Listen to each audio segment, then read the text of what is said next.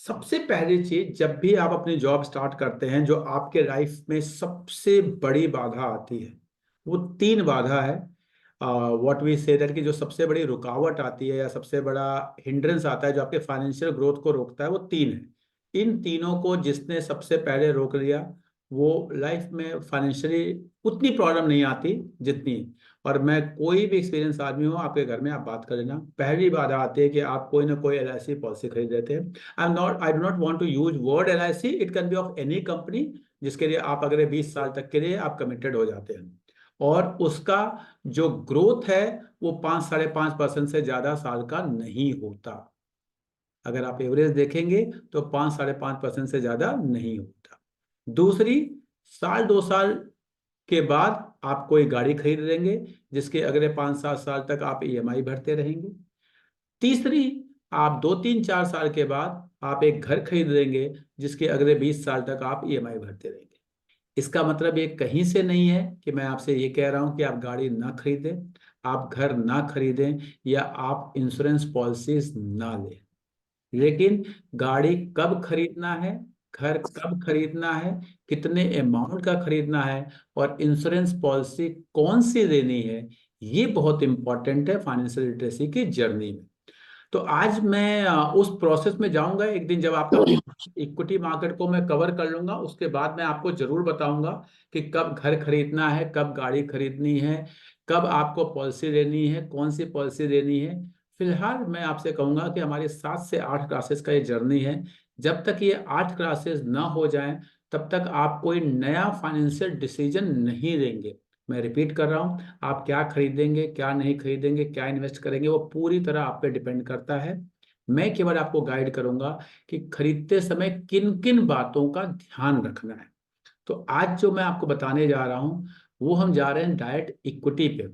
Equity, आपके as में जो आप लोग बच्चे जुड़े हो, आप लोग, मैं एज्यूम कर रहा हूं कि सबकी एज जो है वो 25 से 35 के बीच में है, what I have been inform by your manager. तो 25 से 35 के बीच में है, तो ये बहुत अच्छी एज होती है जिसमें कि आप अपने इक्विटी एक्सपोजर को मैक्सिमम रख सकते हैं।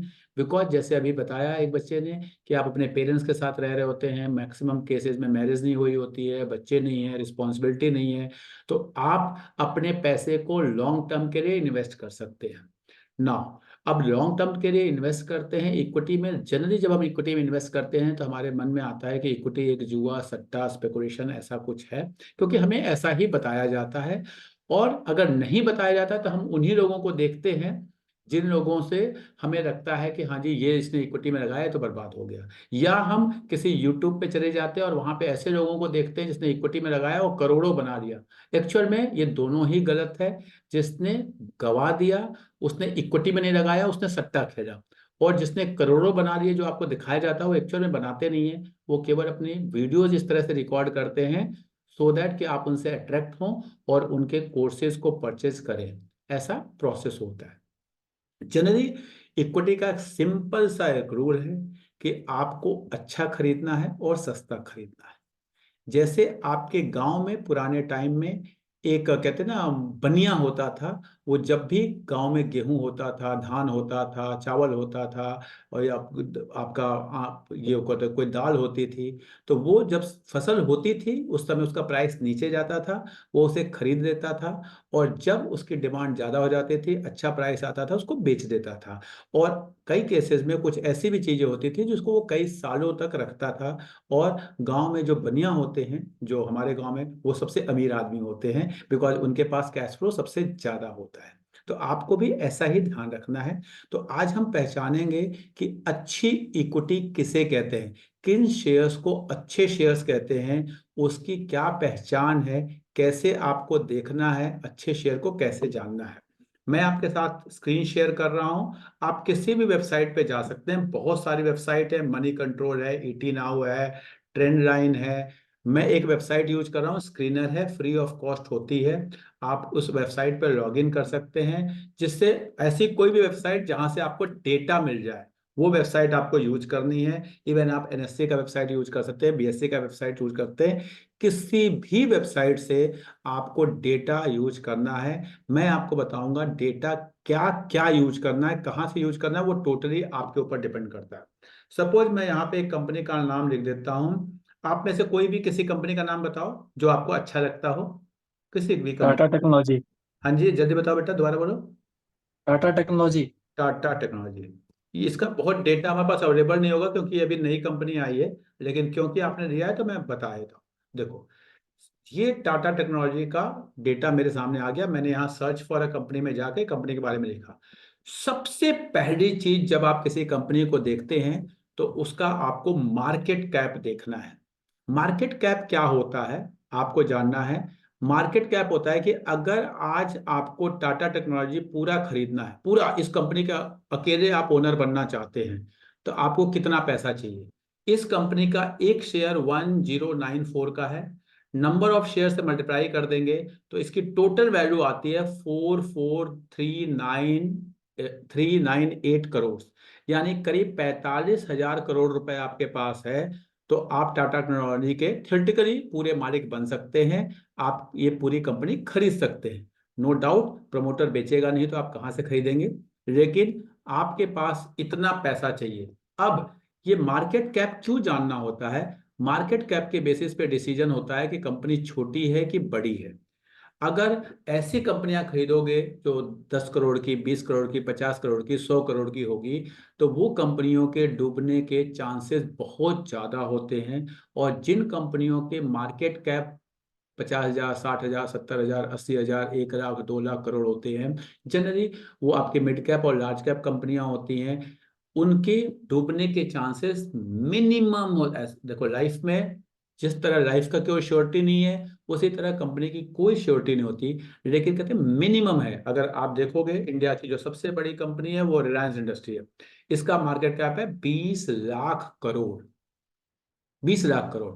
तो इस कंपनी के डूबने के चांसेस ना के बराबर हैं। दूसरे नंबर पे इंडिया की कंपनी आती है, इसको हम कहते हैं टीसीएस, इसके भी ना के बराबर करीब करीब 15 लाख करोड़ की मार्केट कैप है। तीसरे नंबर पे आती है H D F C bank, इसकी मार्केट कैप 10 लाख करोड़ की है। ठीक है, तो इस तरह से इंडिया के टॉप कंपनियां आप ढूंढ सकते हो कि बड़ी बड़ी इंडिया में कौन सी कंपनी है। तो जो पहली इंपॉर्टेंट चीज है आपको जो जानना चाहिए वो है मार्केट कैप। बहुत कम मार्केट कैप वाली कंपनीज में आपको बचना चाहिए, एवॉइड करना चाहिए। नो डाउट अभी आप में से कोई बोलेगा सर उसके ग्रोथ के चांसेस बहुत ज़्यादा होते हैं, एकदम होते हैं, लेकिन उसके डूबने के चांसेस भी उतने ही ज़्यादा होते हैं। ये उसी तरह है, एक क्लास में एक बच्चा है जिसके 95 मार्क्स आ रहे हैं, तो बहुत खराब कर देगा तो 90 वाइंटी आ जाते हैं, कभी 92 आ जाते हैं, इससे ज़्यादा नहीं होता अगर उसकी परफॉर्मेंस खराब हो जाती है किसी पेपर में तो। लेकिन ऑन द अदर हैंड एक बच्चा जिसके 10, 12, 15 नंबर आ रहे हैं एग्जाम में, तो उसके 40 आने के चांसेस बहुत ज़्यादा होते हैं, लेकिन उस बच्चे के एग्जाम में फेल होने के चांसेस भी उतने ही होते हैं। इसलिए उस बच्चे को हम अच्छा बच्चा नहीं कहते। हमेशा ध्यान रखना, जो जिसके 15 नंबर आए हैं उसके 40 आ सकते हैं, 50 आ सकते हैं, 60 आ सकते हैं, यानी उसके मार्क्स 3 गुना, 4 गुना, 5 गुना हो सकते हैं। जिसके ऑलरेडी 95 आ रहे हैं उसके 5 गुना नहीं होंगे, नो डाउट। लेकिन आपको ये भी ध्यान रखना है कि वो बच्चा जो है फेल भी नहीं होगा, जो 95 वाला है, बहुत होगा तो 92 आ जाएंगे, 90 आ जाएंगे। तो आपको अपने रिस्क और रिटर्न के बीच का एक बैलेंस बनाना होता है। गलती हमसे क्या होती है, हम चाहते हैं कि हमारा इन्वेस्टमेंट 3 गुना, 4 गुना, 5 गुना हो, लेकिन हम रिस्क जो है जीरो चाहते हैं। ऐसा हो ही नहीं सकता। रिस्क और रिटर्न टोटली एक दूसरे के साथ साथ चलते हैं। जितना रिस्क लोगे उतना रिटर्न मिलेगा। मैं कहता हूं ज्यादा रिस्क क्यों लेना है। आपका पैसा एफडी में है, अभी किसी ने बताया मैंने अपना पैसा पॉलिसी में डाल दिया, पॉलिसी में आपको एवरेज 5% का रिटर्न मिलेगा।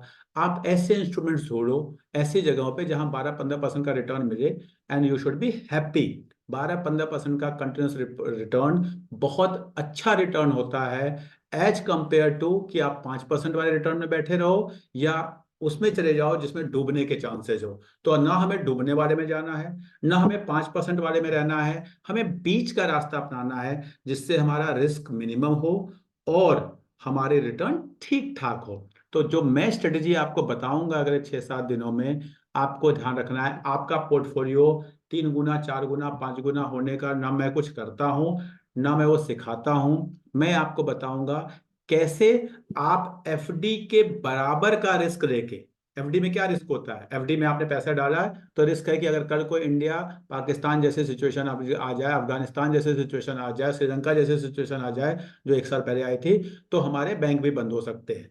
उतना ही रिस्क वाले हम उतना ही रिस्क लेंगे, लेकिन रिटर्न उससे कम से कम 2 गुना 2.5 गुना रिटर्न हो। यानी रेट रिस्क हम ले रहे हैं एफडी वाला, और रिटर्न लेंगे हम उससे 2.5 से 3 गुना। तो that is the best strategy जो आपको लॉन्ग टर्म में यूज करना चाहिए। और वैसे ही शेयर आपको ढूंढने चाहिए। थोड़ा बहुत स्पेकुलेशन आपको लाइफ में करना है, कुछ सीखना है, वो अलग बात है, लेकिन वो करते समय हमेशा ध्यान रखना है कि उसमें आप उतना ही पैसा लगाएं जितना आप गोवा में जाके कसिनो में लगा सकते हैं। और उसको आप उतना ही माने कि जो गोवा के कसिनो में हो सकता है कि या तो पूरे के पूरे डूब जाएंगे, या वो 10 गुना भी हो सकता है। उसके लिए आप तैयार रहें, उसके लिए आप तैयार हैं। That is not investment at all, वो प्रॉपर स्पेकुलेशन है। उसमें आप राजा भी बन सकते हैं और आप उसमें रंग भी हो सकते हैं, आप पूरी तरह बर्बाद भी हो सकते हैं। तो हम उसको नहीं पढ़ेंगे, ना वो मैं पढ़ाऊंगा, ना मुझे कॉल पुट ये सब आता है, ना मैं करता हूँ। नो डाउट मैं क्लासेस लेने जाता हूँ, कॉलेजेस में वहाँ पढ़ाता हूँ, लेकिन मैं खुद नहीं करता। इसलिए मैं किसी को कभी इनकरेज नहीं करता। 22-25 साल हो गए मुझे इस लाइन में, मैंने ऐसे इंसान नहीं देखे जो कॉल पुट करके अपने फैमिली को सही से खिला सकते हैं। वो वही लोग हैं जो कॉल पुट करते हैं, कम बोलूंगा, करने के नाम पे कोर्सेज बेचते हैं, और उस कोर्सेज के बेसिस पे बड़े आदमी बन चुके हैं और उस पैसे से अपनी फैमिली चलाते हैं। शेयर मार्केट से पैसा कमा के वो अपनी फैमिली नहीं चलाते। वो एक दिन में 2 करोड़ कमाते हैं और उसके अगले दिन में 3 करोड़ गंवाते हैं। तो जिस दिन वो 2 करोड़ कमाते हैं उसका स्क्रीनशॉट लगाते हैं, अपने चैनल्स पे डालते हैं, लोग उनको देखते हैं, उनके कोर्स ज्वाइन करते हैं, और फिर 5 करोड़ वो वहां से कमा लेते हैं। और फिर अगले दिन ये 3 करोड़ गवाते हैं, उसके बारे में बताते भी नहीं है। और ऐसा सेबी ने कई बार दिखा दिया, पेपर्स में डाल दिया कि लोग कैसे आपको उल्लू बनाते हैं। तो मैं आपसे रिक्वेस्ट करूंगा ऐसे चीजों में ना पड़े। बाकी आपकी मर्जी है, आप लोग की लाइफ है। मैं हमेशा कहूंगा कि रिस्क मिनिमम लेके अपने रिटर्न को, क्योंकि लाइफ में हैप्पीनेस बहुत जरूरी है, लाइफ में शांति बहुत जरूरी है, सुख बहुत जरूरी है। कम पैसे में भी लाइफ आपकी अच्छी चल सकती है, अच्छी चल सकती है। नो डाउट आपके एज में ये बात अच्छी नहीं लगेगी आपको, लेकिन लाइफ में कमाए हुए पैसे जब चले जाते हैं तो उसको लाना बहुत मुश्किल काम है। नौ, तो मार्केट कैप आपको पता होना चाहिए, कोशिश करना चाहिए। मैं आपसे हमेशा कहूंगा कि जब आप शुरुआत कर रहे हैं तो आप अपना एक क्राइटेरिया बनाएं कि मैं इतने मार्केट कैप के नीचे वाली कंपनी में नहीं जाऊंगा। जैसे मैं आपको एग्जांपल बताता हूं, आज मेरे को 20-22 साल हो गए, तो मैंने 5,000 करोड़ का एक रखा है कि 5,000 करोड़ के नीचे की मार्केट कैप की जो कंपनी होती है उसमें मैं नहीं जाता हूँ। ठीक है, जब मैंने शुरू किया था उस समय मैं करीब 25,000 करोड़ के नीचे की कंपनियों में मैं नहीं जाता था। अब धीरे धीरे मुझे और आदत हो गई, थोड़ा अब रिस्क लेने का वो भी हो गया, थोड़े पैसे भी हो गए, ठीक है, तो मैं थोड़ा बहुत ले लेता हूँ। लेकिन मैं आपसे कहूंगा जब आप स्टार्ट कर रहे हैं तो मुझसे अगर आप पूछेंगे तो मैं कहूंगा कि नहीं जी, कम से कम 50,000 करोड़ का, 60,000 करोड़ का, 1 लाख करोड़ का एक क्राइटेरिया बनाया कि नहीं जी, मैं जो भी कंपनी सर्च करूंगा अगर 50,000 करोड़ के नीचे की कंपनी होगी तो मैं उसमें नहीं जाऊँ। फिर बता रहा हूं वो क्राइटेरिया आपका होगा, क्योंकि वो ये एक रिस्कोमीटर है, रिस्कोमीटर। जितना आप नीचे जाते हैं उतना आप अपने रिस्क को बढ़ाते जा रहे हैं, रिस्क को बढ़ाते जा रहे हैं। अगर आप अपने क्राइटेरिया 1 लाख पे फिक्स करते हैं कि मैं, यानी आपका रिस्क मिनिमम है, 80 पे जाते हैं और रिस्क बढ़ गया, 60 पे जाते हैं और रिस्क बढ़ गया, 50 पे जाते हैं और रिस्क बढ़ गया, 20 पे जाते हैं और रिस्क बढ़ गया, तो मार्केट कैप आप जितना नीचे करते जाएंगे आपका रिस्क उतना ही बढ़ता जाएगा। इसलिए आपको इसको ध्यान रखना है। तो मार्केट कैप क्या होता है और इसकी क्या इंपॉर्टेंस है, क्या आप लोग समझ पाए? मैं आपसे रिप्लाई चाहूंगा। Yes sir. क्या मैं आगे बढ़ूं? मैं आगे बढ़ूं क्या? Yes sir. Yes sir. Okay, yes yes. Thank you. Next चीज जो बहुत इंपॉर्टेंट है, जब भी कोई शेयर खरीदते हैं आप, तो आपको ध्यान रखना है उसका ROCE और ROE। बहुत इंपॉर्टेंट। ROCE को चाहो तो आप इग्नोर भी कर सकते हो, लेकिन ROE एक ऐसा फैक्टर है जिसको जीवन में कभी इग्नोर नहीं करना है। ROE का मतलब हो गया कंपनी कितना कमाती है। यानी अगर मैं आज देखूं तो HDFC बैंक जो है वो साल में 17% कमाती है। अगर मैं रिलायंस की बात करता हूं तो रिलायंस जो है वो साल में करीब 9% कमाती है। अगर आपने टाटा टेक्नोलॉजी की बात किया था अभी किसी बच्चे ने, तो टाटा टेक्नोलॉजी जो है वो साल में करीब 23% कमाती है। अगर मैं टाटा मोटर्स की बात करता हूं यहीं पे, इसका मतलब हो गया कि टाटा मोटर्स साल में करीब 6% कमाती है। ये हमारा कि कंपनी आज के टाइम पे जो पैसा कंपनी में लगा हुआ है, कंपनी में दो तरह के पैसे लगे होते हैं, एक ओनर्स के और एक बोरोड फंड, दो तरह के फंड होते हैं। जब मुझे एक दुकान स्टार्ट करनी है, एक बिजनेस स्टार्ट करना है, तो मैं कुछ अपना पैसा लगाऊंगा और कुछ मार्केट से लोन ले लेता हूँ कहीं बैंक वगैरह से। सेम वे कंपनी में, जैसे अभी ये टाटा मोटर्स आप देखोगे, अगर मैं इसको नीचे स्क्रॉल करता हूँ तो इसमें देखोगे कंपनी के जो ओनर्स हैं उनका पैसा है करीब करीब, यहाँ देखो ये बैलेंस शीट है, इस यहाँ पे जो इक्विटी प्लस रिजर्व्स, ओनर्स का जो पैसा है वो करीब करीब 53,000 करोड़ के आसपास है। 53,500, 52,877 करोड़ के रिजर्व्स हैं उनके, 52,877 करोड़ के रिजर्व्स हैं, और 766 करोड़ के इसकी इक्विटी है। यानी करीब करीब 52,500 करोड़ रुपए ओनर का पैसा इसमें लगा हुआ। ओनर मतलब मैं, आप, टाटा जी, कोई भी जिसके पास इसके शेयर है।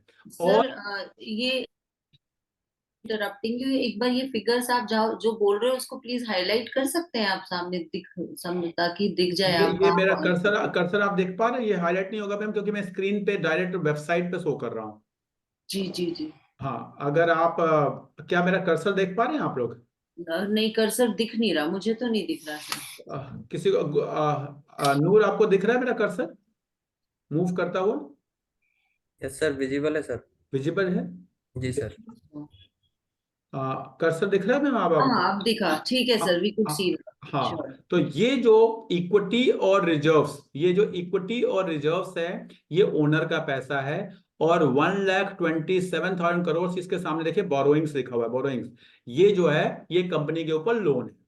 तो अब इस कंपनी के अंडर टोटल जो पैसा लगा हुआ है वो करीब करीब 2 लाख करोड़ है, 2 लाख 1,80,000 होगा, क्योंकि ओनर का पैसा है करीब 53,000 करोड़ के आसपास, और लोन है कंपनी के ऊपर करीब 1,27,000 करोड़ के आसपास। अब इतना पैसा, 1,80,000 करोड़ के आसपास पैसा लगा हुआ है। इस पैसे पे जो कंपनी है वो साल में कितना कमाती है? 6%, 6% कमाती है। कैसे पता चलेगा ये भी बताता हूँ। कंपनी में पैसा कितना लगा है, दोबारा दिखाता हूँ, बैलेंस शीट में गए, ओनर का लगा हुआ है 53,000 करोड़, शेयर्स देखा, रिजर्व देखा, और बोरोइंग्स है 1,27,000 करोड़, टोटल हो गया करीब 1,80,000 करोड़। और कंपनी साल में कमाती कितना है? प्रॉफिट एंड लॉस अकाउंट में जाके देखते हैं, करीब करीब 20,000 करोड़ के आसपास कमाती है। देखिए 19,774 करोड़ ये कंपनी ने इस साल करीब कमाया है। तो इसी से आप कैलकुलेट कर लेते हैं, जब इस 20,000 करोड़ को डिवाइड करेंगे 1,80,000 करोड़ से, जो कंपनी का नेट प्रॉफिट है, सामने लिखा हुआ है नेट प्रॉफिट, इस नेट प्रॉफिट को डिवाइड करेंगे कंपनी की टोटल कैपिटल से। कैपिटल कैसे आई?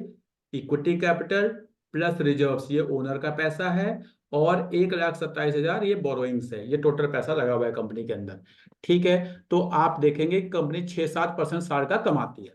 जब कंपनी 6-7% साल में कमा रही है, एक चीज ध्यान रखना कि अगर कंपनी खुद 6-7% कमा रही है तो उस कंपनी में आप लॉन्ग टर्म में लगा के आप 25%, 30%, 40% नहीं कमा सकते, अनलेस अनटिल कि कल को ये कंपनी जो है 20% कमाना शुरू कर दे।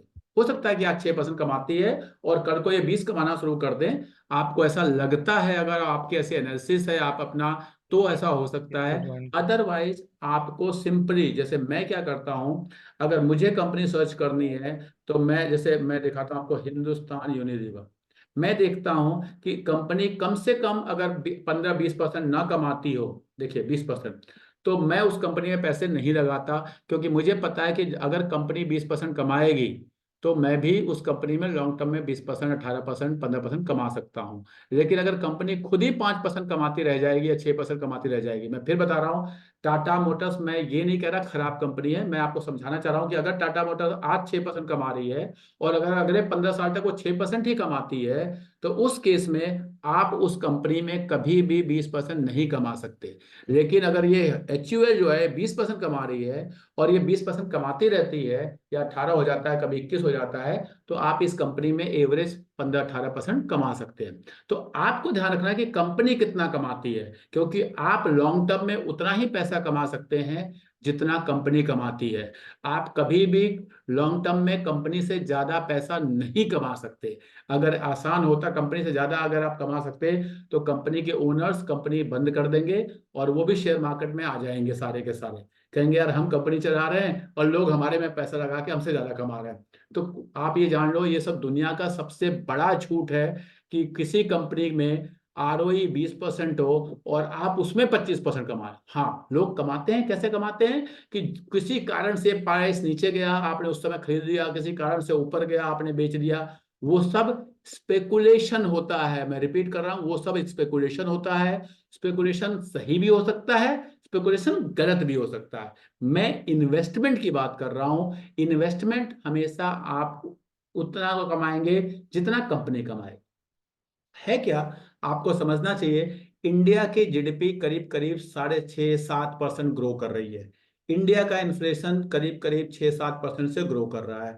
यानी टोटल हमारा जो नॉमिनल ग्रोथ है वो करीब 13% के आसपास, 12.5-13% है। 6-7% की इन्फ्लेशन, 6-7% की GDP, इस 13% के आसपास से हम नॉमिनल 12.5-13% से हम ग्रो कर रहे हैं। अब ये जानना कि अगर हम 13% से इंडिया ग्रो कर रहा है, यानी इंडिया के कुछ कंपनी जो होंगी वो 11, 10, 9, 8, 7 से ग्रो कर रही होंगी, और कुछ कंपनी ऐसी होंगी जो 14, 15, 16, 17 से ग्रो कर रही होंगी, तभी एवरेज 13 आएगा। इंडिया एवरेज 13% से ग्रो कर रहा है, यानी इंडिया में काम करने वाली कुछ कंपनियां 9, 10, 8, 7 से ग्रो कर रही हैं और कुछ कंपनियां 14, 15, 16, 17 से ग्रो कर रही हैं। आपका काम है कि मिनिमम आपको मेंटेन करना है इंडिया की ग्रोथ। अगर आप इंडिया की ग्रोथ से कम कमाते हैं तो आप कभी ग्रो नहीं कर पाएंगे। उससे आपको अपने आप को बेटर रखना है, यानी इंडिया 13 से कर रहा है तो आपको 14 रखना है, 15 रखना है, 16 रखना है, ऐसे कोशिश करना है। अब अगर आपको 14, 15, 16 रखना है तो आपको वो कंपनियां ढूंढनी है जो इंडिया के ग्रोथ से ज्यादा तेजी से ग्रो कर रहा हो, ऐसी कंपनियों को ढूंढनी है। तो कोशिश करिए, जैसे मैं आपको बता रहा हूं मेरा क्राइटेरिया, मैं ऐसी किसी कंपनी में पैसा नहीं लगाता जिसका ROE 15% से कम हो, ये मेरा क्राइटेरिया है। ये मैंने 15 करे, हो सकता है आप नहीं जी, मैं तो ऐसी कंपनी में ही लगाऊंगा जिसका ROE कम से कम 20 हो। कोई ऐसा हो सकता है नहीं जी मैं तो केवल उन्हीं में लगाऊंगा जिसका ROE कम से कम 18 हो या 22 हो। तो आपको अपना क्राइटेरिया फिक्स करना है। ये ROE बताएगा कि आपकी कंपनी किस रेट से ग्रो कर रही है। अगर आपका कंपनी पैसा नहीं कमाएगी तो आप उसमें पैसा नहीं कमा सकते, नहीं कमा सकते। होगा क्या, आप कोई कंपनी नीचे खरीदेंगे, ऊपर बेचेंगे, आप खुश हो जाएंगे, और दूसरी कंपनी आपने खरीदा वो वहां से नीचे चली जाएगी। जनरली होता क्या है, हमारे पोर्टफोलियो में कंपनियां होती हैं, कुछ प्रॉफिट करती हैं, कुछ लॉस करती हैं, और हम वहीं के वहीं रह जाते हैं, हम पैसा नहीं कमाते। लोग किसी की कंपनी आपने खरीदा 10 रुपए की, हो गई 30 रुपए, बड़े शान से बताते हैं देखो हमने इतने में खरीदा था, इतने हो गई। और उनके पोर्टफोलियो में 10 ऐसी कंपनियां होंगी जो एकदम लॉस में होंगी और उनके पोर्टफोलियो पे कोई फर्क नहीं पड़ता। तो आपके एक शेयर 3 गुना हो गया या 5 गुना हो गया, उससे कोई फर्क नहीं पड़ने वाला आपकी लाइफ में। फर्क तब पड़ेगा जब आपका पोर्टफोलियो किस रेट से ग्रो कर रहा है, जो आपने टोटल इन्वेस्टमेंट कर रखी है अपनी लाइफ में, वो किस रेट से ग्रो कर रही है। मेरा 1 लाख है, वो 1 लाख 1 साल बाद 1,10 होता है, 1,15 होता है, फिर उसके अगले 1 साल बाद कितना होता है, उससे मेरी लाइफ में फर्क पड़ेगा। उस 1 लाख में से मैंने 20 कंपनियां खरीदी हुई हैं और उसमें से कोई एक कंपनी मेरी 5 गुना भी हो गई और बाकी आधी हो गई या कोई वहीं पे रह गई, तो मेरी लाइफ में कोई फर्क नहीं पड़ेगा, क्योंकि मेरा ओवरऑल वेल्थ में कोई डिफरेंस नहीं आया। इसलिए आपको एक कंपनी कहाँ जा रही है इससे कुछ लाइफ में नहीं होने वाला। इसलिए उस स्पेकुलेशन पे, उस जुआ पे, उस सट्टा पे, उस टिप्स पे दिमाग न लगा के सीख के अपने पोर्टफोलियो को जितना बेटर कर पाएंगे उतना ही अच्छा होगा। आरओई बहुत इंपॉर्टेंट फैक्टर है। आरओई निकालने का तरीका क्या होता है, कंपनी का साल का प्रॉफिट कितना है। कंपनी का साल का प्रॉफिट है, जैसे ये कंपनी मेरे स्क्रीन पे है, इसका इस साल का प्रॉफिट है करीब 10,000 करोड़, 10,000 करोड़। और इस कंपनी का जो कैपिटल इन्वेस्टेड है वो करीब है आपकी शेयर कैपिटल है यानी कि 235 की, रिजर्व्स है 50,000 का, और लोन है आपका 1,000, यानी करीब करीब 50,000 51,000 करोड़ का इनकी कैपिटल है।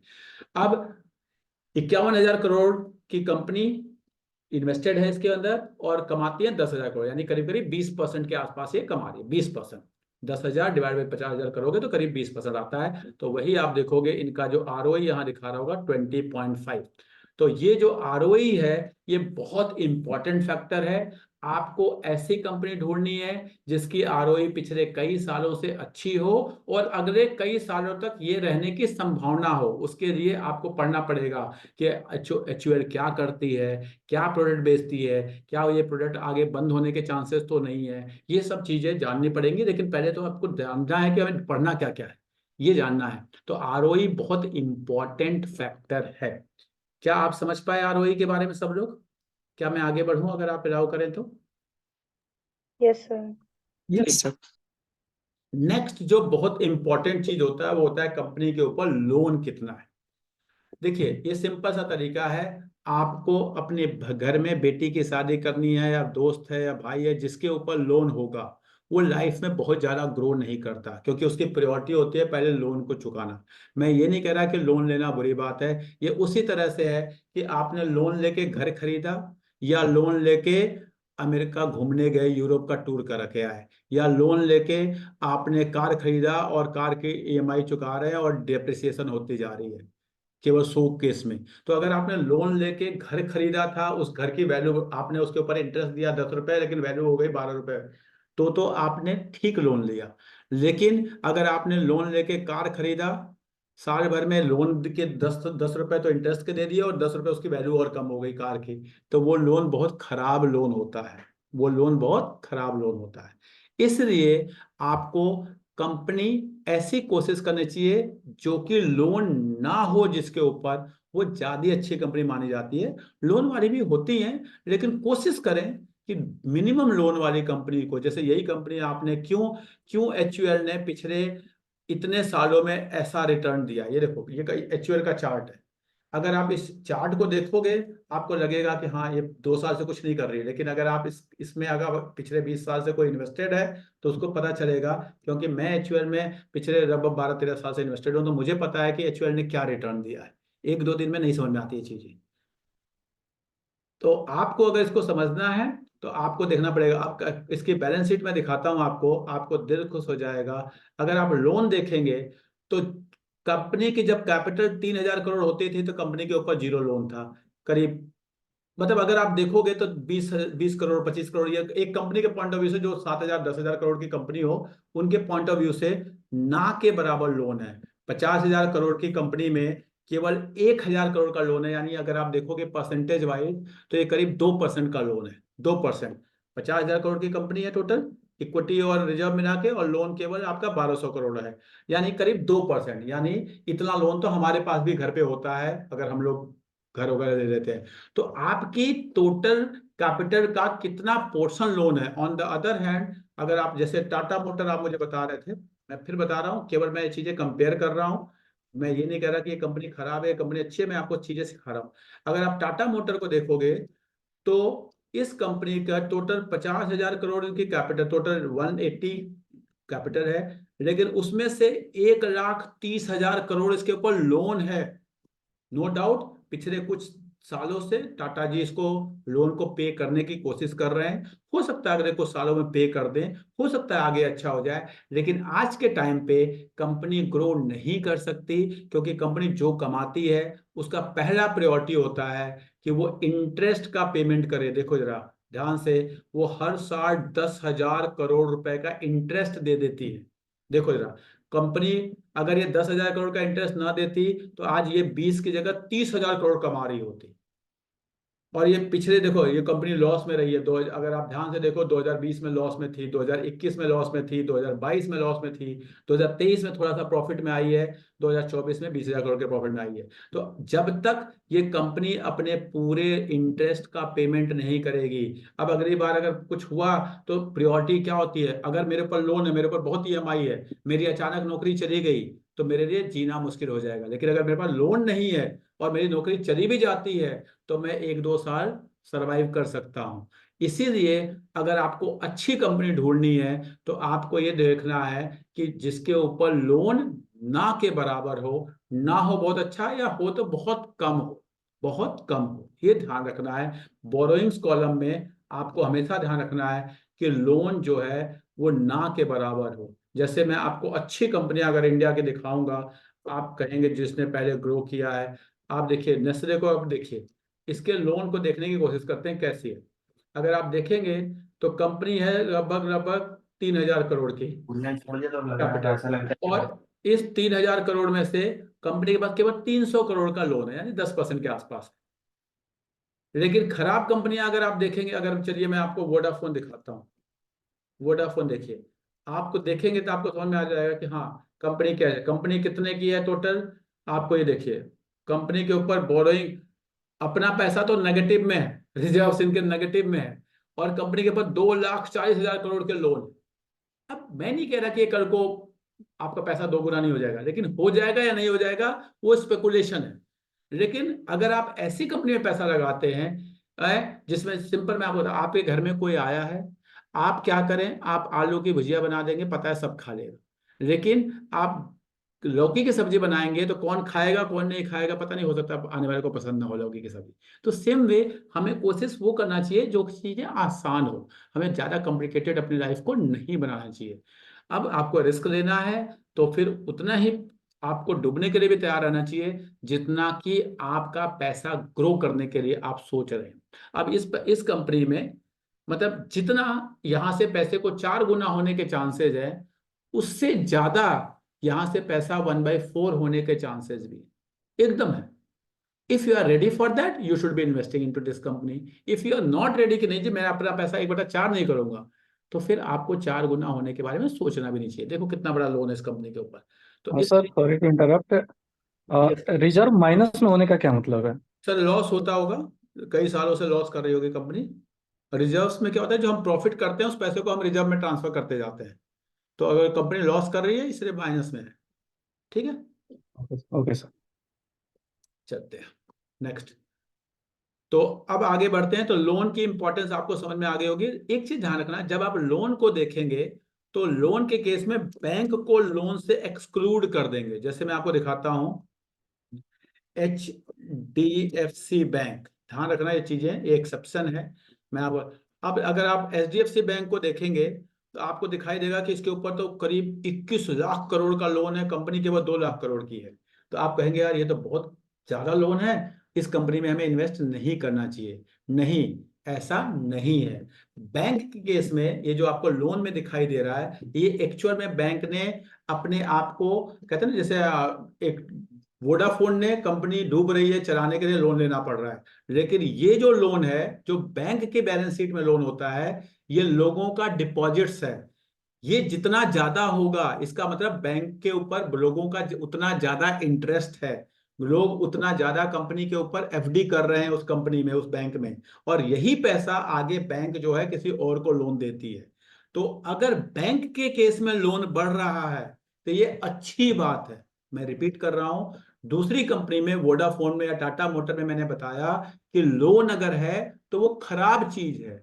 लेकिन अगर ये बैंक है, अगर ये मान लीजिए ICICI बैंक है, SBI बैंक है, तो जितना लोन बढ़ रहा है, जितना लोन बढ़ रहा है उतना अच्छी बात है। देखिए ये बोरोइंग से आपके सामने ये बढ़ रहा है, करीब 14 लाख करोड़ का बोरोइंग हो गई है। ये बहुत अच्छी बात है। इसका मतलब लोगों ने इतना ज्यादा पैसा इस बैंक के पास डिपॉजिट किए हैं और इतना ही पैसा ये बैंक आगे लोन दे पाएगी, क्योंकि जितना ज्यादा लोन देगी उतना ही मार्जिन निकल कर आएगा। अगर बैंक के पास डिपॉजिट नहीं होगी तो बैंक आगे लोन कहाँ से देगा। इसलिए बैंक के केस में हम लोन नहीं देखते हैं। जिस लोन को मैंने कहा कि बहुत इंपॉर्टेंट फैक्टर है while selecting a good share, लेकिन इन केस ऑफ बैंक आपको वो नहीं देखना है। बैंक में लोन बढ़ रहा है तो अच्छी बात है, और अदर कंपनीज में जैसे कोई आपकी ऑटो कंपनी है, कोई आपकी एफएमसीजी कंपनी है, कोई आपकी टेक्नोलॉजी कंपनी है, वहां पे अगर लोन बढ़ रहा है तो खराब बात है। जैसे अगर मैं आपको दिखाता हूँ टीसीएस है, अगर टीसीएस में लोन बहुत तेजी से बढ़ता है, जैसे अगर आप देखेंगे टीसीएस का लोन करीब ना के बराबर है, 1 लाख करोड़ के आसपास की कैपिटल है, उसमें केवल 7,000 करोड़ का लोन है। ये ना रिलेटिव टर्म में देखना पड़ता है। अगर यही 10,000 करोड़ की कंपनी होती, कैपिटल होती, वहां पे 7,000 करोड़ बहुत ज्यादा था। लेकिन 1 लाख करोड़ में अगर मुकेश अंबानी के ऊपर 2 करोड़ का लोन है तो कोई फर्क नहीं पड़ता है, लेकिन सुनील त्रिपाठी के ऊपर 2 करोड़ का लोन है तो बहुत बड़ा लोन है वो। तो आपको दिखना पड़ेगा कि कंपनी की कैपिटल कितनी लगी हुई है। तो 1 लाख करोड़ में एक करीब 5-6% का लोन है, तो ये 7% का, ये ज्यादा लोन नहीं है। तो लेकिन अगर बैंक के केस में इतना होता तो खराब होता, कि इसका मतलब कि उस बैंक में लोग डिपॉजिट नहीं कर रहे, वो बैंक बहुत अच्छा नहीं है, वहां से आपको इन्वेस्टमेंट नहीं करनी चाहिए। तो आई होप इस लोन के पूरे कंसेप्ट को मैं आप लोग को समझा पाया। और आप कभी भी जब शेयर खरीदेंगे तो आप मार्केट कैप देखेंगे, आप आरओई देखेंगे, आप लोन देखेंगे, ये 3 फैक्ट मिनिमम आप देख के तभी आप आगे बढ़ेंगे। मैं ये नहीं कह रहा कि यही फैक्टर्स हैं और हम आगे बढ़ने जा रहे हैं, लेकिन ये पहले ये 3 चीजें आपको जरूर और जरूर देखना है। इसके बाद ये जब 3 चीजें आप देख लेते हैं तो जो बहुत इंपॉर्टेंट चीज है जो आपको देखना चाहिए किसी भी शेयर में, वो है उसका सेल्स और प्रॉफिट का ग्रोथ। देखिए जरा, आपके सामने एक कंपनी है, कंपनी का नाम है टीसीएस। अगर आप इसके सेल्स को देखें, sales profit and loss account में मैं गया, ये 2012 में करीब 50,000 करोड़ की सेल करती थी। 2013 में ये 62,000 करोड़ का, फिर 80, 90, 1 लाख, 120, 123, 143, 150, लगातार इसकी सेल्स बढ़ती जा रही, लगातार इसकी सेल्स बढ़ रही है। तो ये एक अच्छी कंपनी होती है। अगर मैं आपको एशियन पेंट दिखाऊं, अगर आप वहां पे देखेंगे तो वहां पे भी प्रॉफिट एंड लॉस में आपको लगातार 2012, 2013, 2014, 2015 लगातार आपको देखेगा कि सेल्स ऊपर की तरफ जा रही है। अगर आपने कहीं किसी ने कहा वोडाफोन देखते हैं, वोडाफोन को अगर मैं दिखाऊं तो यहाँ पे सेल्स में क्या हुआ, अगर मैं इनके सेल्स को दिखाऊं तो ये 19, 22, 26, 31, 35, 35, 28, ये तो बढ़ ही रही थी, कोई दिक्कत नहीं, लेकिन 35 से सीधे 28 पे आ गई। फिर ये देखिए आपका ये 40 पे गई, 44, 41 पे आ गई, 41 से 38 पे आ गई, यानी इनकी सेल्स घटनी शुरू हो गई। ऐसी कंपनियों से आपको बचना चाहिए। ऐसी कंपनियां जिसमें सेल्स क्या है, कंपनी ग्रो कर रही है, आपने पैसा लगाया नहीं, ग्रो करना है, तो सबसे पहले कंपनी ज्यादा माल बेचेगी तभी ज्यादा प्रॉफिट कमाएगी। तो अगर माल बेचना कम कर देती है कंपनी, कंपनी के सेल्स घटने लगती है, तो ऐसे कंपनी को आपको अवॉइड। यहाँ तक तो ग्रोथ ठीक था कंपनी का 2012 से 2000 आपका 19 तक, लेकिन उसके बाद कंपनी के, बल्कि 17 तक, उसके बाद कंपनी की ग्रोथ जो है नीचे की तरफ आई, बीच में समझने की कोशिश की लेकिन नहीं हो पाया। और अगर आप कोई पुरानी कंपनी बताएं जिसमें पैसे डूबे हैं लोगों को, तो मैं आपको दिखा सकता हूं, अपने आप पता चल जाता है। जैसे मैं आपको दिखाता हूँ इंडिया बुल्स, लोगों के बहुत पैसे डूबे हैं इसमें। इंडिया बुल्स दिखाता हूँ आपको, इंडिया बुल्स हाउसिंग दिखाता हूँ। ऐसे इंडिया बुल्स हाउसिंग फाइनेंस को अगर आप ध्यान से देखेंगे तो आपको पता चल जाएगा कि हाँ जी देखिए, अगर किसी 4,000, 7,000, 13,000, 14,000, अब ये 2019 में 17,000 से 13,000 हो गया, फिर 9,000 हो गया, फिर 8,000 हो गया। ठीक है, यहाँ से 2019 से ही कंपनी, अगर आप प्रॉफिट इसके प्राइस को अब दिखाता हूँ, 2019 से देखिए इसकी सेल्स घटनी शुरू हो गई। इसका और 2019 इसके इसके चार्ट को दिखाता हूँ, आपको समझ में आएगा। ये देखिए, ये है 2018। 2018 तक तो ये ऊपर गई थी, लेकिन 2019 के बाद ये नीचे आ गई। तो इसलिए आपको देखना पड़ेगा कि अगर किसी कंपनी की सेल्स घटने लगती है, वो बहुत ही बड़ा अलार्मिंग साइन होता है कि आपको ऐसे कंपनी से दूर रहना है, अपने आप को बचा के रखना है। ऐसे कंपनी में अगर गलती से इन्वेस्ट कर दिया है तो जितनी जल्दी हो सके उससे एग्जिट कर जाना है। आपको ऐसी कंपनी में इन्वेस्टमेंट नहीं करनी है। जनरली जो हमारी टेक्नोलॉजी कंपनी होती है, एफएमसीजी कंपनी होती है, ऑटो कंपनी होती है, बैंक्स होते हैं अच्छे वाले, उनमें अगर आप देखोगे तो ग्रोथ ठीक ठाक होती है। आपको एक लेमैन के लैंग्वेज बता रहा हूं कि अगर कोई कंपनी की सेल्स पिछले 10 सालों में 3 से 4 गुना हो गई है तो वो एक अच्छी ग्रोथ मानी जाती है। मैं रिपीट कर रहा हूं, पिछले 10 सालों में अगर कंपनी की सेल्स 3 से 4 गुना हो गई है तो वो अच्छी सेल्स मानी जाती है। 5 गुना हो गई, 6 गुना हो गई, 7 गुना हो गई, तो ये बहुत अच्छी बात है। लेकिन मिनिमम आप 3 गुना का, 3 टाइम्स का क्राइटेरिया बना लीजिए कि अगर 3 टाइम्स हो गई तो अच्छी है। अगर वो बढ़ी है, ठीक है जी, 10 से 12 हुई है, लेकिन वो 10% बढ़ी है, 20% बढ़ी है, तो कोई फायदा नहीं। वो ग्रोथ तो है लेकिन वो ना के बराबर है।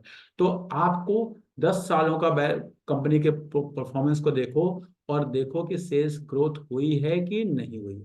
उसी तरह प्रॉफिट को देखना होता है। अब इस प्रॉफिट को देखो, 12 से 15, 15 से 19, 23, 29, 38, 4,000, 4,000 से ये घटना शुरू हो गई, 2,200, 1,200।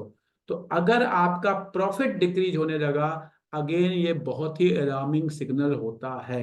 आपको अच्छी कंपनी में देखेंगे, मान लीजिए मैं टीसीएस चलता हूँ, मारुति चलता हूँ, कोई भी अच्छी कंपनी आप देख सकते हैं। आपको प्रॉफिट को भी देखना है कि प्रॉफिट देखिए, 10 से 14, 19, 20, 24, 26, 25, 31, 32, 32, 38, आप देखेंगे लगातार 38, 42, 45 लगातार हर साल पिछले साल से कुछ ना कुछ बढ़ के ही आ रही होगी। और अगर आप देखेंगे तो 10 सालों में करीब करीब 4 गुना हो गई। अगर आप इसके प्रॉफिट सेल्स को देखेंगे, 50,000 करोड़ से 2 लाख करोड़ का हो गया। तो करीब करीब अगर आपकी सेल्स और प्रॉफिट पिछले 10 सालों में 3 गुना हो जाता है, 4 गुना हो जाता है, तो वो एक अच्छी ग्रोथ मानी जाती है। वो एक अच्छी ग्रोथ मानी जाती है। आप किसी भी अच्छी कंपनी का नाम बता दो, मैं आपको दिखा दूंगा, उसका सेल्स जो है वो कम से कम 3 गुना हुआ होगा, उसका प्रॉफिट जो है वो कम से कम 3 गुना हुआ होगा 10 सालों में। और आप खराब कंपनी दिखाओगे तो आपको अपने आप दिख जाएगा कि उसके सेल्स और प्रॉफिट जो है वो आपका या तो डिक्रीज हुआ होगा या इंक्रीज हुआ होगा। तो वो पता चलेगा 10 सालों में, अगर मान लो 10 साल में 1.5 टाइम्स हुआ तो वो ना के ही बराबर है, वो आपको ध्यान रखना है।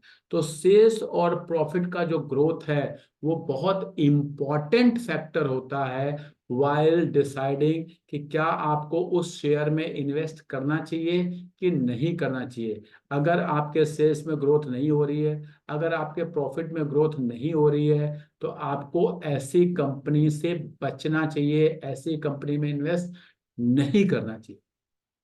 क्या ये बात क्लियर है? अगर आप कहें तो मैं आगे बढ़ूंगा। किसी के मन में कोई क्वेरी है इससे रिलेटेड? No sir. नहीं। आगे बढ़ते हैं। अब इसके बाद जो नेक्स्ट फैक्टर देखना होता है वो होता है आपका कैश फ्लो। कैश फ्लो आपको नीचे दिखाई देगा, और इसमें भी 2-3 तरह के कैश फ्लो होंगे। आपको केवल और केवल ऑपरेटिंग कैश फ्लो देखना है। ऑपरेटिंग कैश फ्लो का मतलब कि बिजनेस को करके जो पैसा आ रहा है। जैसे अगर आप जॉब कर रहे हैं तो आपकी कंपनी जो माल बेचती है उससे वो पैसा आ रहा है। अगर आप एक स्कूल में टीचर हैं तो आपकी जो फीस कलेक्शन होती है उससे जो पैसा आ रहा है उसे कहते हैं operating cash flow. Operating cash flow company का कैसा है, क्या वो पॉजिटिव है कि नहीं, यानी पैसा आ रहा है कि नहीं जा रहा है।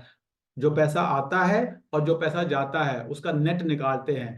तो ये अब जैसे इस कंपनी को देखें, जो भी कंपनी हमारी टीसीएस है, तो 2012 में इसमें 7,000 करोड़ आते थे, 13 में 11,000 करोड़ आते थे, 14,000 करोड़, 19,000 करोड़, लगातार बिजनेस से पैसा आ रहा है।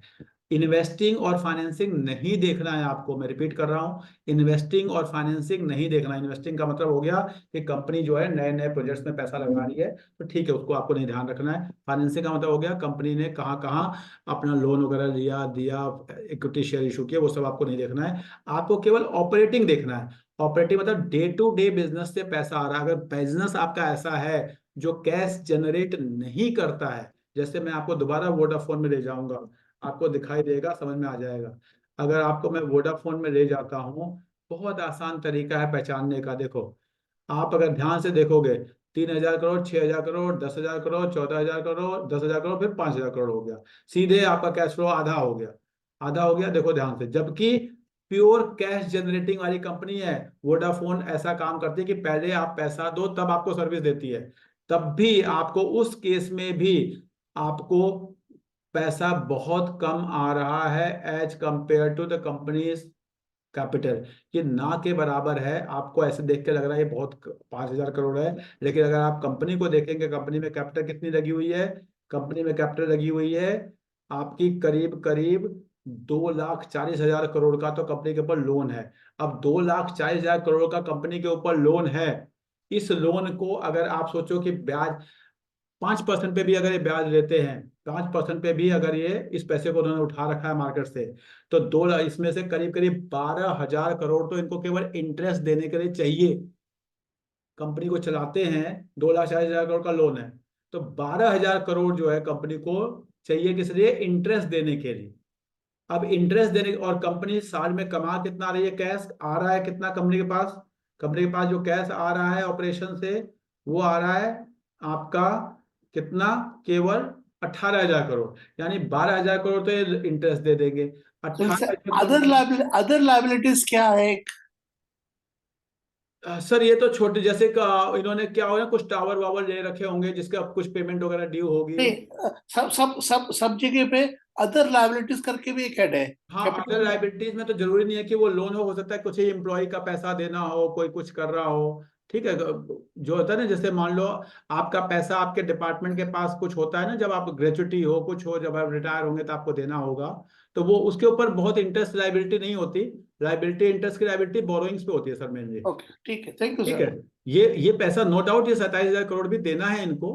हो सकता है ये टावर यूज कर रहे हो किसी का, वो देना हो। डिफरेंट टाइप की लाइबिलिटीज होती हैं, कुछ एम्प्लॉयज के पैसे हो सकते हैं, कुछ गवर्नमेंट का टैक्सेस हो सकते हैं।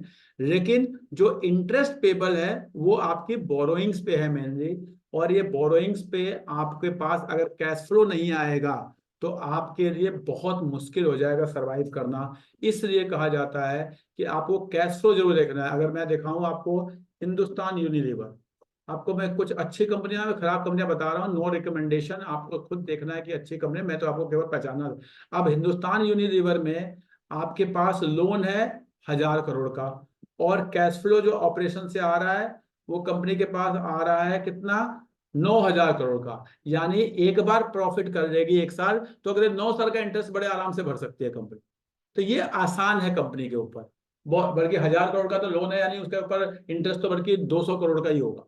तो यानी लोन का इंटरेस्ट भरना हिंदुस्तान यूनिलीवर के लिए बहुत आसान है। लेकिन वोडाफोन के लिए उस इंटरेस्ट को भरना, अगर एक साल भी बिजनेस रुक गया या कुछ हो गया, तो सरवाइव करना ही मुश्किल हो जाएगा। इसलिए आपको कैश फ्लो फ्रॉम ऑपरेशन जरूर देखना है। कोई भी अच्छी कंपनी, जैसे मैं टीसीएस दिखाता हूँ, अब टीसीएस का अगर आप कैश फ्लो फ्रॉम ऑपरेशन देखेंगे तो बहुत अच्छा होगा वो अपने आप में। और जब अच्छा या खराब कहते हैं तो वो एक रेट देखो, ये करीब 40,000 करोड़ रुपए का ये कैश फ्लो आता है इनको ऑपरेशन से।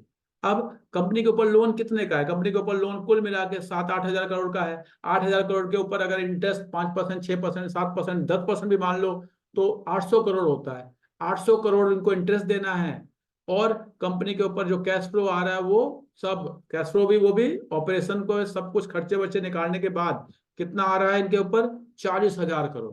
बड़े आराम से पे कर सकते हैं, बहुत आराम से।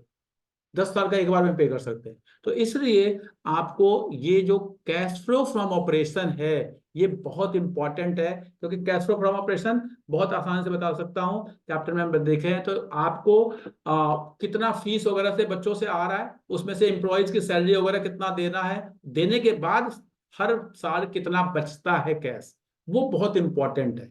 अगर वो नहीं बचेगा तो आप ग्रो नहीं कर पाओगे, आप और लैंड नहीं खरीद पाओगे, और बिल्डिंग नहीं बना पाओगे, और बसें नहीं खरीद पाओगे, और नए क्लासरूम नहीं बना पाओगे, तो आपका बिजनेस ग्रो नहीं करेगा। तो बिजनेस ग्रो करने के लिए आपका कैश फ्लो इंपॉर्टेंट फैक्टर होता है, वो हमेशा अच्छा होना चाहिए। आई होप मैंने बेसिक बेसिक चीजें एक अच्छे शेयर को पहचानने के लिए क्या होता है वो मैंने बताया। अब मैं अगले 5 मिनट आप लोग के क्वेश्चंस लूंगा, किसी के मन में कोई भी क्वेश्चन है तो, और उसके बाद फिर हम नेक्स्ट सेशन के लिए ध्यान रखेंगे। किसी के मन में कोई क्वेश्चन है? सर एक बार जो स्क्रीनर पे दिख रहे थे जितने भी terms like ROE, ROC, REG, इनके एक बार मतलब समझा देते। नहीं, सबके मतलब तो आप नहीं समझ पाएंगे, धीरे धीरे हम समझेंगे। आज जो मैंने बताया उनके मतलब आप समझने चाहें तो, अगर मैं ये सारे चीजें, क्योंकि पूरा शेयर मार्केट एक आपके जीवन की तरह है। अभी मैंने आपको ROE बता दिया आज, मैंने आपको मार्केट कैप बताया, मैंने आपको और क्या बताया, आपको नेक्स्ट चीज मैंने आपको बताया डेट क्या होता है, उसके बाद मैंने आपको ग्रोथ बताया है कि कंपनी की ग्रोथ कैसे देखते हैं। इतनी चीजें मैंने बताई हैं। अगर मैं आपको आज ही अगर आपको बताना शुरू करूंगा ग्राहम नंबर क्या होता है, इंट्रिंसिक वैल्यू क्या होता है, ठीक है। एक मैं होल्डिंग पैटर्न और आप लोग को आज बता देना चाहता हूं। जब भी किसी कंपनी को देखें तो उसके होल्डिंग पैटर्न को जरूर देखें। होल्डिंग पैटर्न कि कितना शेयर किसके पास है। अगर शेयर प्रमोटर्स के पास, FIIs के पास, DIIs के पास ज्यादा होता है और पब्लिक के पास कम होता है तो वो एक अच्छी कंपनी मानी जाती है। लेकिन ऑन द अदर हैंड अगर इसी का उल्टा होता है, जैसे मैं आपको जाता हूँ इंडिया बुल्स, जो अभी आपने देखा था इंडिया बुल्स, अगर आप इसको देखेंगे तो यहाँ पर कोई भी आप 2-4 कंपनियां देखेंगे तो आपको पता चल जाएगा। अब देखिए यहाँ पे पब्लिक के पास 70% शेयर है, 71% शेयर है, और प्रमोटर के पास तो ना के बराबर है, DIIs के पास, FIIs के पास 15% है। अगर आप इसी की जगह अगर आप चले जाएंगे डाबर चले जाइए, कोई भी अच्छी कंपनी चले जाइए, तो आप देखेंगे कि पब्लिक के पास उसका कितना शेयर है। पब्लिक के पास शेयर है 5%, यहाँ देखिए डाबर में पब्लिक के पास 5%, प्रमोटर के पास 60%, FII DIIs के पास बाकी है। तो अगर पब्लिक के पास किसी कंपनी के शेयर बहुत होने लगते हैं, बहुत की अब डेफिनेशन अलग अलग है, मैं मान के जैसे मैं, अगर आपके पास 15-20% से ज्यादा शेयर पब्लिक के पास आ गया तो इसका मतलब वो पब्लिक को डंप किया जा रहा है शेयर, इसका मतलब वो शेयर पब्लिक को डंप किया जा रहा है। तो आपको उन शेयर्स को अवॉइड करना चाहिए जो, जैसे अगर आप वोडाफोन को देखेंगे, यस बैंक को देखेंगे, अगर आप जोमेटो को देखेंगे जिन दिनों में वो नीचे जा रहा था, अगर आप पेटीएम को देखेंगे, ध्यान से देखेंगे अगर आप, तो आपको अपने आप दिख जाएगा कि वो शेयर पब्लिक को डंप किए जा रहे थे। तो पब्लिक के पास अगर किसी शेयर की शेयर होल्डिंग बढ़नी शुरू हो जाती है, पता चलता है 30%, 40%, 50%, 60% शेयर पब्लिक के पास आ गए। आपको दिखाता हूं, जब जब आपका जोमेटो 140 से 40 हुआ था, अगर कोई समझदार होता तो उसे अपने आप पता था कि हाँ जी ये खरीदना नहीं है। दिखाता हूं मैं आपको, जब जोमेटो 140 से 40 हुआ था, बहुत आसान था इस चीज को पहचानना, उस समय कैसे पब्लिक के पास शेयर को डंप किया गया, और बहुत आसान था। ये देखो शेयर होल्डिंग पैटर्न, 83% शेयर मार्च 2022 में, मार्च 2022-23 में पब्लिक को डंप कर दिया गया था। देखिए ध्यान से, ध्यान से देखिए।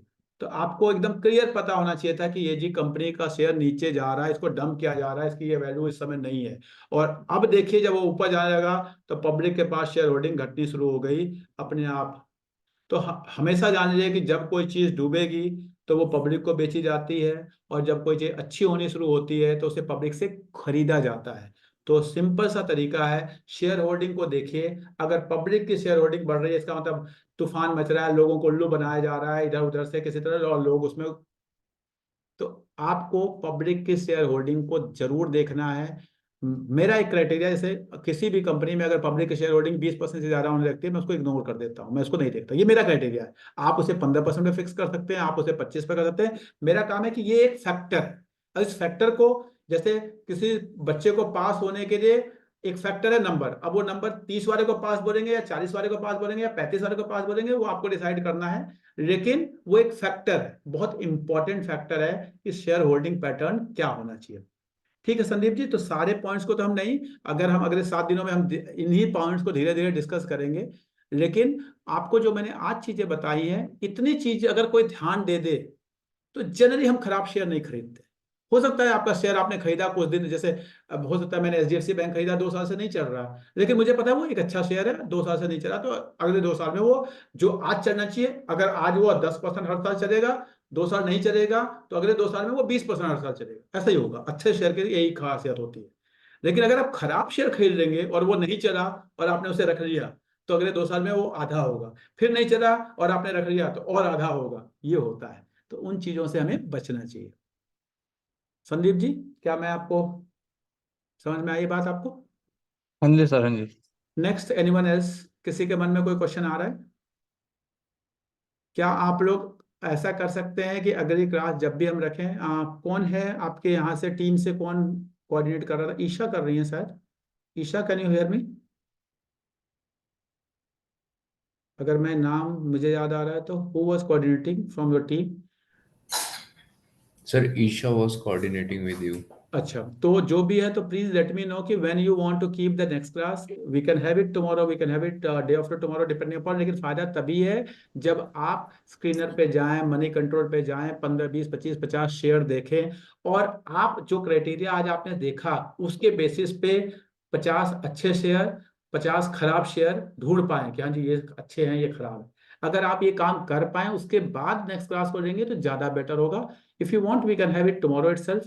If you want, we can have it day after tomorrow. Otherwise, wastage हम क्लासेस करते जाएंगे, नाम हो जाएगा, कोर्स खत्म हो जाएगा, फायदा कोई नहीं है। आपके ऊपर है। Let me know in the group itself, I have added you all in the group. I hope, please I want कि किसी आप में से कोई भी एक फीडबैक जरूर बताओ मुझे, आपको आज की क्लास कैसी लगी? Any one of you? So Sushil sir, can I have the privilege to Yes, share? ma'am. Please, my privilege, ma'am. It is my privilege. No. So, I mean, I wish I would have attended your class long ago. Thank you so much. It was so overwhelming to know so many things. And I am feeling that I am getting enlightened. We were groping in dark. Thank you so much. We are honored to attend it. Thank you, ma'am. Thank you very much. If these words are coming from your side, it means a lot. Coming from my heart, sir. it means a lot. It means a lot, ma'am. Thank you. Anyone else from this team? Sir, may I? Yes, Aanchal. Please. हाँ जी sir. Sir, so I am someone जिसको इन सब चीजों के बारे में कुछ भी नहीं पता है। लाइक इक्विटी आपने स्टार्टिंग में बोलना शुरू किया, मेरे को इक्विटी भी आई एम नॉट श्योर क्या होता है, बट Okay. आपने 6 फैक्टर समझाए हैं, टेकन नोट्स, एंड वो बहुत अच्छी तरह से समझाया एंड मेरे को समझ में आ रहा है। तो I think it was a very well delivered lecture and thank you for it. Thank you. तो आप किस बैकग्राउंड से हो, एक आंचल? सर, मैंने अभी कॉलेज ग्रेजुएट करके मेरी अभी अगस्त 2023 में जॉब लगी है नहीं, and I am an graduation आपने एसोसिएट किस में किया इंजीनियर है? इन साइंस मेट्रोमोट। में, कॉमर्स में, या ह्यूमैनिटीज में कुछ? सर, मैंने नॉन मेडिकल में किया है, नॉन मैं मेडिकल। इंजीनियर हूँ अभी। ओके, हाँ, गुड। हाँ, तो बैकडर आपको समझ मॉट में में। आ रहा है तो दैट मीन्स फिर तो हाँ, good. Anyone else want to say something? Okay, thank you very much, everyone. We will have Sir, one question, from Yes. where we can access the recordings? Recording. I will upload this on my YouTube channel. Name of the channel is Learning with Dr. Tripathi. I'm repeating. Name of the channel is Learning with Dr. Tripathi. I will share the link of my YouTube channel on the group itself. आप लोग वहाँ पे recording देख सकते हैं। कोशिश करें कि आप लोग लाइव जुड़े। होता क्या है कि जब आपको एक रिकॉर्डिंग की एबिलिटी होने लगती है तो आपको लगता है मैं आज देखूंगा, कल देखूंगा, ऐसे करते करते वो छूट जाता है, देख नहीं पाते आप लोग। ये मेरा एक्सपीरियंस है। तो अगली क्लासेस हमारे 6 से 7 क्लासेस, 8 क्लासेस, डिपेंडिंग अपॉन आपके पास कितना टाइम है, हम इसको कंप्लीट करेंगे इस कोर्स को।